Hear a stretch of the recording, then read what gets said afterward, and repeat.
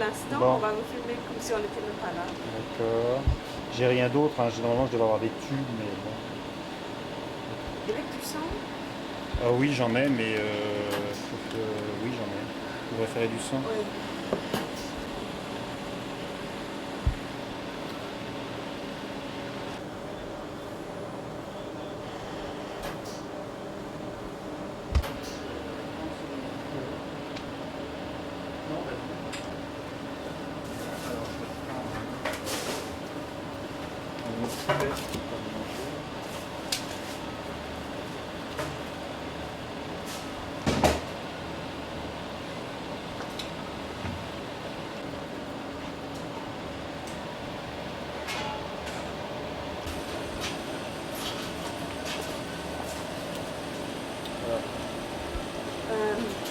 Vous allez travailler avec sans me regarder? Tell me when you have enough.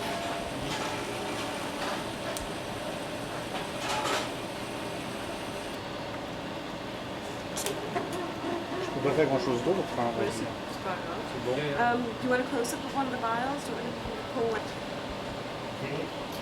Vous pouvez refaire la...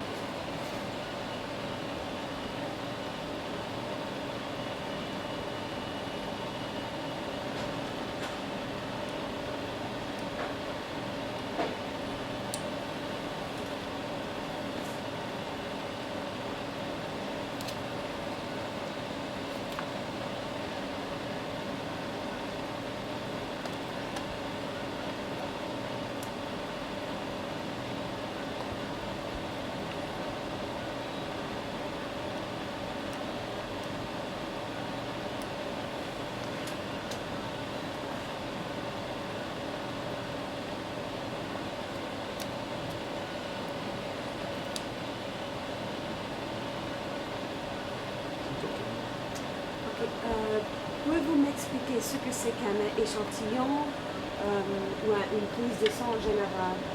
Alors une prise de sang en général, c'est un prélèvement qui est... Excusez-moi, vous pouvez recommencer, j'avais pas. Une prise de sang ou un échantillon en général, c'est un prélèvement qui est réalisé sur ce genre de tube, qui contient éventuellement un anticoagulant et qui est réalisé en règle générale par ponction veineuse au pli du coude. Et si quelqu'un est mort, comment est-ce qu'on fait? Alors si quelqu'un est décédé, les prélèvements post-mortem peuvent être réalisés par voie intracardiaque, qui permet d'obtenir une grande quantité de sang et de pouvoir travailler dessus. Pendant combien de temps? Alors en fait, les prélèvements sont alicotés dans différents flacons avec des techniques de conservation correspondant à l'analyte que l'on souhaite doser et dans des conditions qui permettent leur conservation pendant une durée déterminée. Et pourquoi faire autant 3 ou 4 essais? Alors, c'est toujours important de pouvoir préserver les droits de chacun dans une affaire judiciaire. Donc, dans les affaires médico-légales, il est prévu de faire plusieurs prélèvements de façon à pouvoir disposer d'un premier prélèvement qui sert à faire un premier dosage, éventuellement de pouvoir faire une expertise, voire une contre-expertise à la demande de l'une ou l'autre des parties. Bon, est-ce que, pendant que vous me répondez à ma question, est-ce que vous pouvez nous montrer un peu l'échantillon? La question est donc, comment est-ce qu'on fait une prise de sang?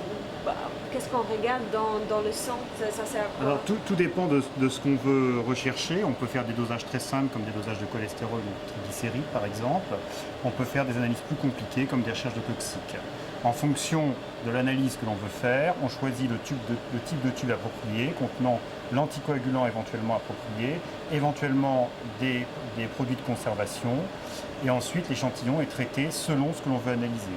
C'est-à-dire on peut travailler sur sang total, on peut travailler sur du sérum ou du plasma, c'est-à-dire après centrifugation qui permet de séparer les globules rouges du plasma ou du sérum. Et si on était à la recherche d'un taux d'alcool? Expliquez-moi exactement ce qu'on ferait là. Alors si on fait un dosage d'alcool, on peut soit travailler sur du plasma prélevé en général sur un anticoagulant qui contient des ions fluor et des ions oxalates, de façon à permettre la conservation d'alcool et éviter la dégradation du prélèvement. Ce prélèvement est centrifugé, le plasma est décanté et il est congelé. Et est-ce que c'est sûr? Je veux dire, est-ce que les tests qu'on fait sur les échantillons pour connaître le taux d'alcool, Alors on dispose de différentes techniques de dosage, certaines sont utilisées en simple dépistage, c'est le cas des alcoolémies qui sont faites par méthode immunoenzymatique qui suffisent dans le cadre général.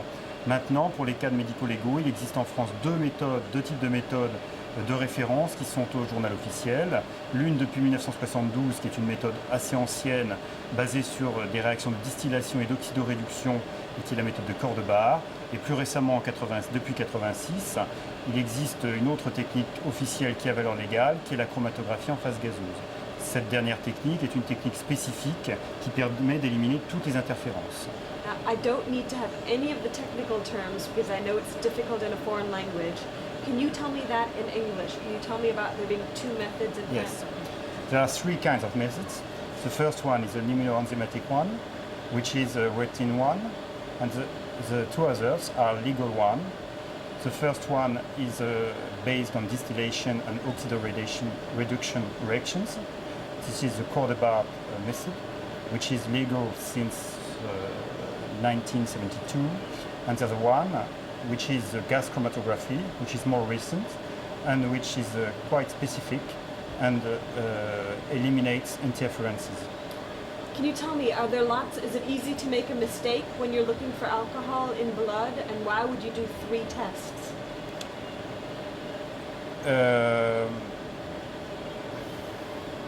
We do three tests, so that the first one is the first which is made. An expert may be commissioned for the determination of the alcohol in blood if there is any contestation of the first level, and the third one if another expert is requested by one or the other person which is interested in the case. Bon, je pense que c'est tout. D'accord. Votre anglais est très bon. Non, non, je vous êtes remercie. modeste au téléphone.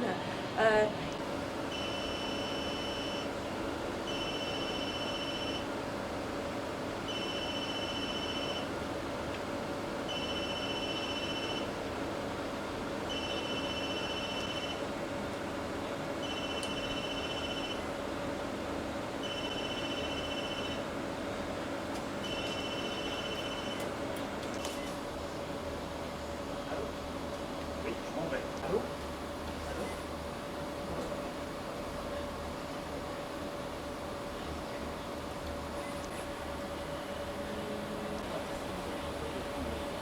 Parce que sinon, vous avez une réaction inflammatoire et les dosages peuvent être perturbés.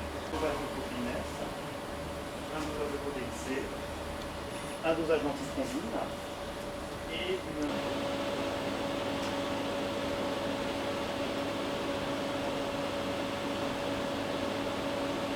Je sais que je suis trop débordée et que ça se fera jamais.